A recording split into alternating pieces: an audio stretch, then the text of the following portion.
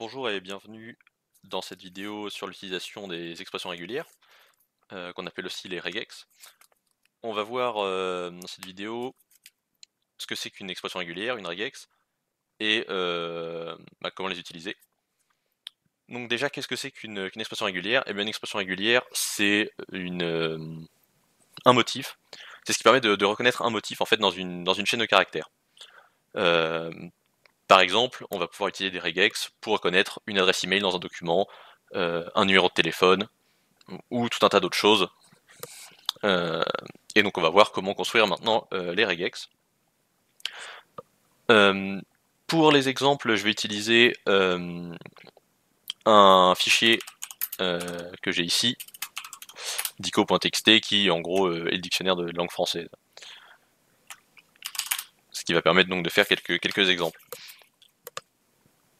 Pour chercher dans ce fichier, on va utiliser la commande grep, donc vous connaissez déjà normalement. On met notre motif entre quotes et le nom du fichier dans lequel on cherche ensuite. Donc pour faire une expression régulière très simple, on va faire si on gère juste la lettre A, bon voilà, on a tous les mots du dictionnaire qui contiennent la lettre A.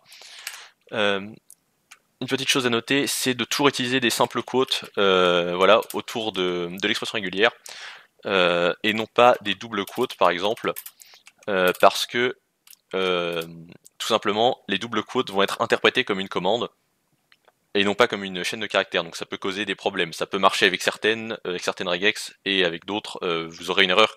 Enfin, ça matchera pas le texte que vous cherchez.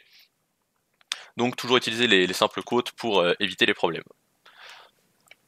Donc maintenant on va passer donc vraiment à comment faire une regex. Donc une regex, c'est composé globalement de 4 choses différentes. Il y a donc les caractères, voilà, A, B, C, point virgule, point, enfin tous les caractères que vous pouvez imaginer. Les classes de caractères, donc par exemple les lettres, les caractères spéciaux, les chiffres. Et il y a aussi ce qu'on appelle les quantificateurs. Les quantificateurs, c'est ce qui va permettre de dire on veut tel motif répété un certain nombre de fois, par exemple 2 fois, 5 fois, 10 fois, autant de fois qu'on veut. Et enfin les groupes. Donc les groupes, c'est ce qui permet de, en quelque sorte, découper notre expression régulière pour justement mettre des quantificateurs, pour dire je veux que telle portion de regex soit répétée un certain nombre de fois. Alors donc les caractères, tout simplement, vous avez juste besoin de les taper. Voilà, donc si vous voulez toutes les chaînes de caractères du dictionnaire qui contiennent la suite ABA, vous avez juste à taper ça, ABA, et il va vous ressortir toutes les chaînes qui contiennent ABA. Désolé, petit problème technique.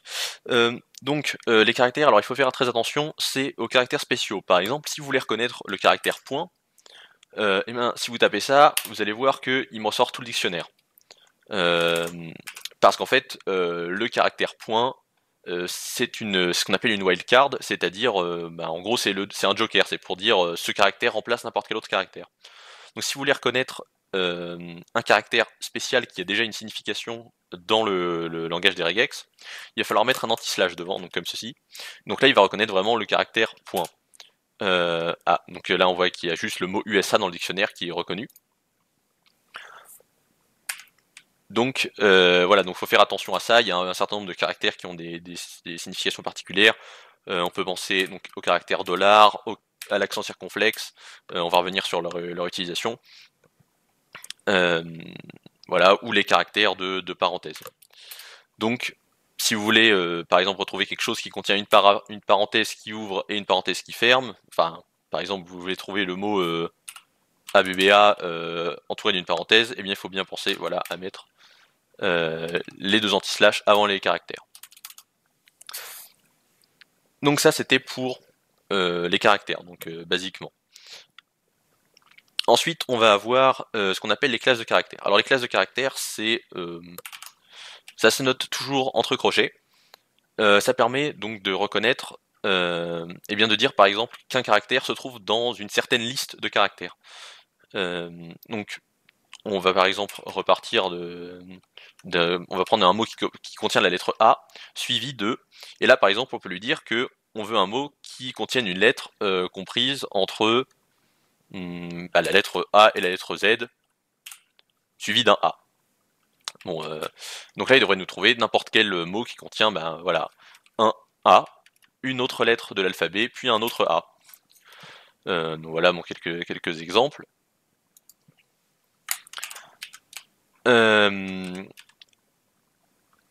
Il existe donc voilà donc les ranges, c'est-à-dire comme vous voyez ici avec donc de A à Z.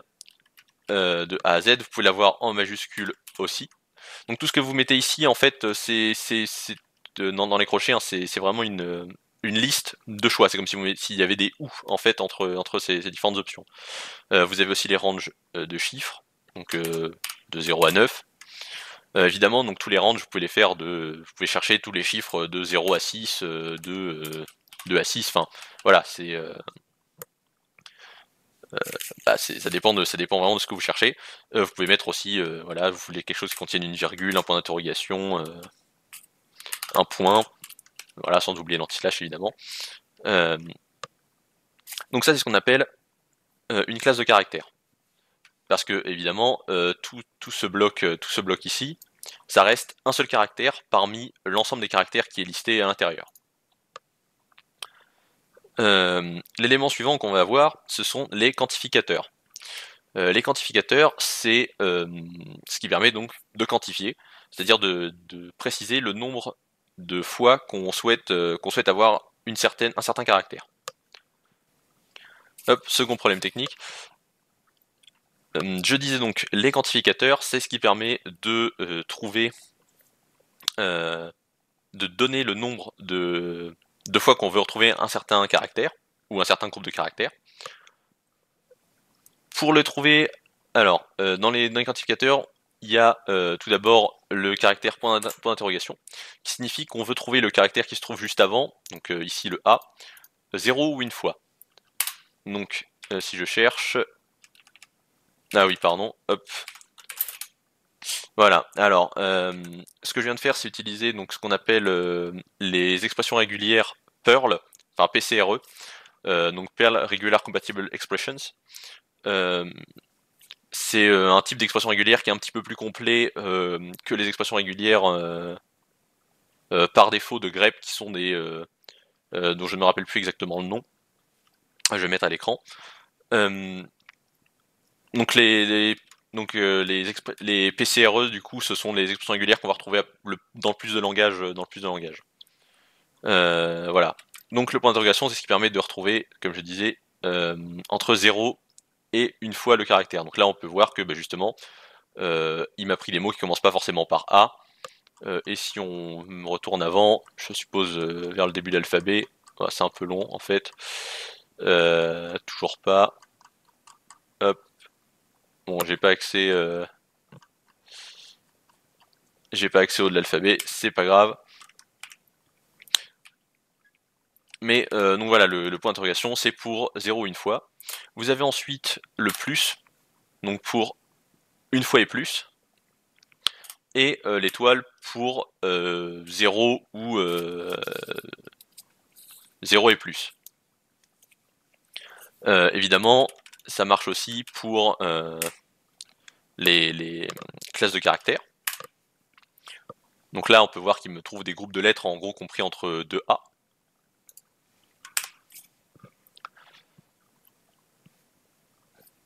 Ensuite, vous pouvez avoir donc les quantificateurs pour un nombre exact de fois.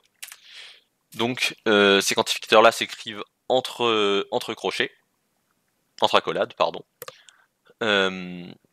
Donc si vous voulez par exemple trouver donc la suite A suivie d'une lettre de l'alphabet, mais enfin suivie de 2 lettres de l'alphabet par exemple, donc vous mettez entre accolades 2, et donc là vous allez toujours avoir 2 lettres entre vos A. Vous pouvez dire 2 fois et plus, enfin entre 2 et 5 fois par exemple, donc vous allez mettre 2,5. Et donc là vous allez avoir un certain nombre voilà, de lettres à chaque fois, toujours compris entre 2 et 5. Et si vous voulez plus que 2 fois et plus, il suffit juste de mettre une virgule. Voilà, donc là on peut voir qu'il y a plus de 5 lettres entre deux. Enfin, il y a les groupes. Et donc les groupes, ça se note avec des parenthèses. Et donc si par exemple je fais ça, en fait j'applique mon quantificateur non pas juste à ce caractère-là, mais aussi au A précédent, ce qui me permet donc de dire que je veux par exemple 2 fois et plus la répétition d'un A suivi d'un caractère. Voilà, mon Panama c'est un très bon exemple, puisqu'on a AN, AM, puis le A final. Enfin voilà, tous les autres sont des très bons exemples évidemment. Mais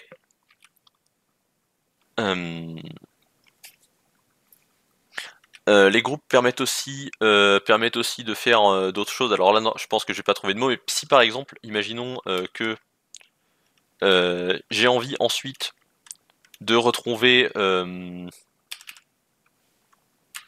la même la même chose, par exemple un A suivi d'une lettre d'alphabet, et ben je peux tout simplement refaire un nouveau groupe et en mettant point d'interrogation, donc 1, puisque 1 c'est le premier, en gros je peux lui dire en gros en faisant ça, je lui dis que ce groupe là doit matcher la même chose que le premier groupe de la regex, donc à savoir la première parenthèse qu'on a ici.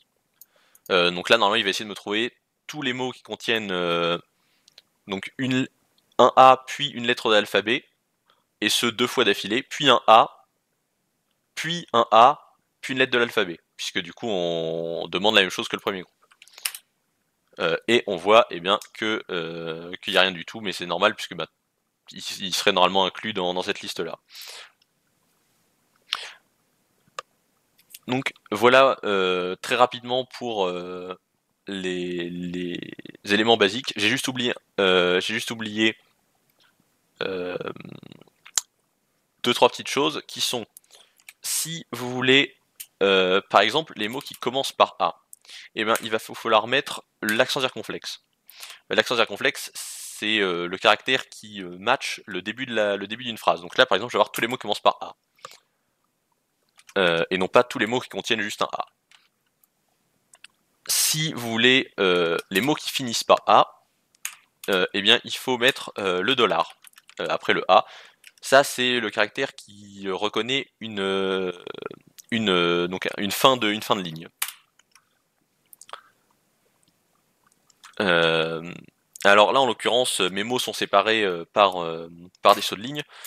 Le saut de ligne s'écrit anti/n. Donc normalement,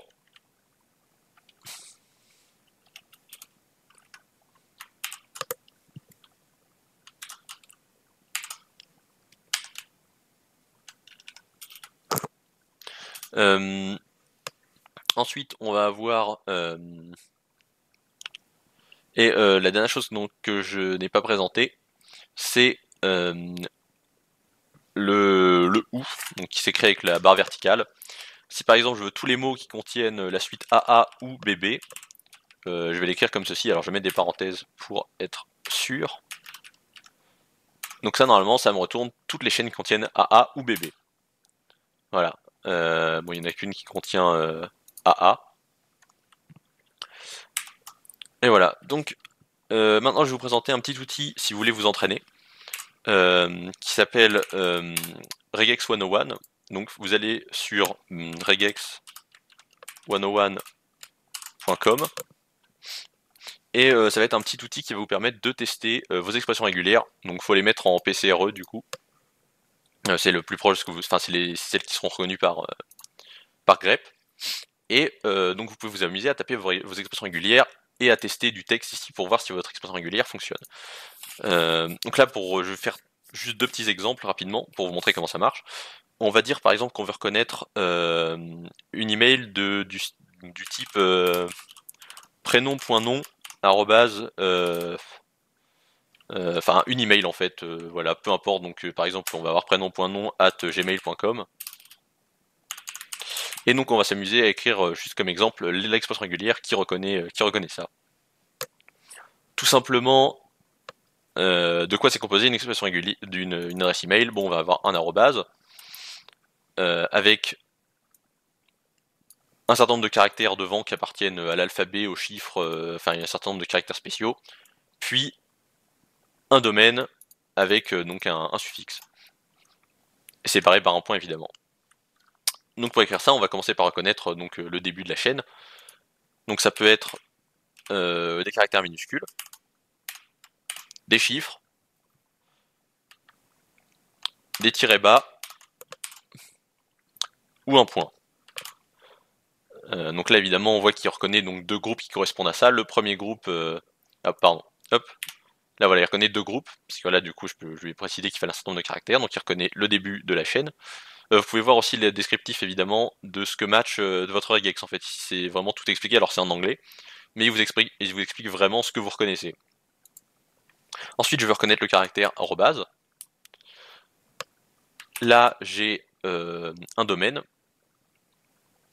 donc ça peut être un range de lettres. Il me semble qu'il y a les tirets aussi. Il doit y avoir les tirets ici aussi.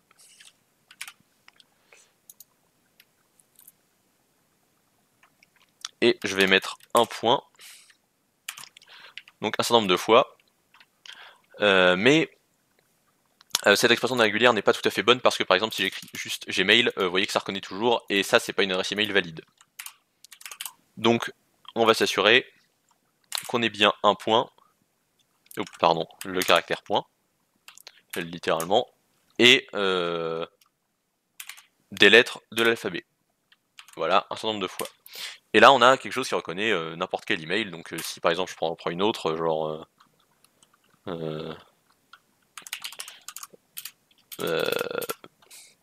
donc je sais pas moi,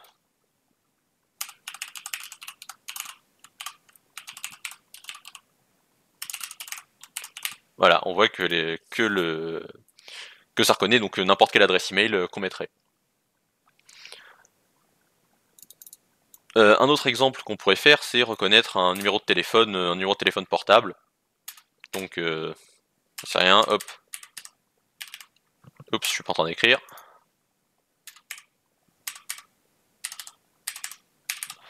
Voilà, donc un numéro de téléphone. Et un numéro de téléphone, ça peut aussi être en 07, donc je prends le même, mais voilà. Hop. Donc pour reconnaître ça, oups, il manque un chiffre. Pour reconnaître ça, très simplement, on sait qu'un numéro de téléphone portable commence par un 0,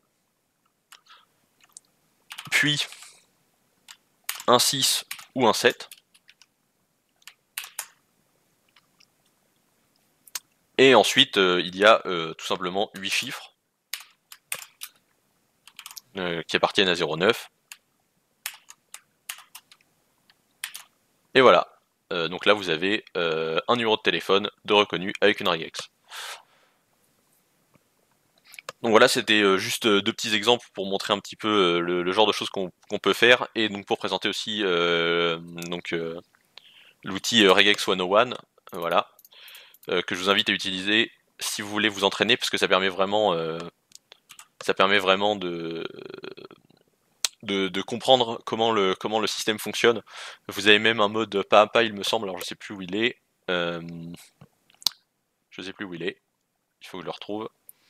Mais qui permet en gros de tester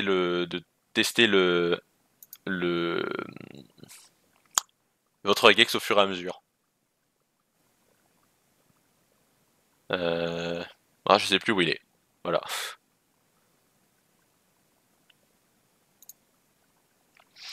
Bon, bah, j'espère que c'était à peu près clair, voilà, et que s'il y a des questions, évidemment, n'hésitez pas à les poser.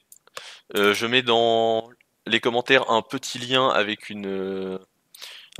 la liste de tous les caractères reconnus par les regex.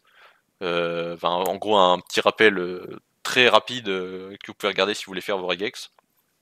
Qui présente aussi notamment un truc que j'ai pas présenté qui sont les look ahead et les look behind. que je vais pas détailler particulièrement ici, mais qui permettent en gros de revenir sur une partie de la regex pour remettre des conditions supplémentaires. Sur ce, bonne regex.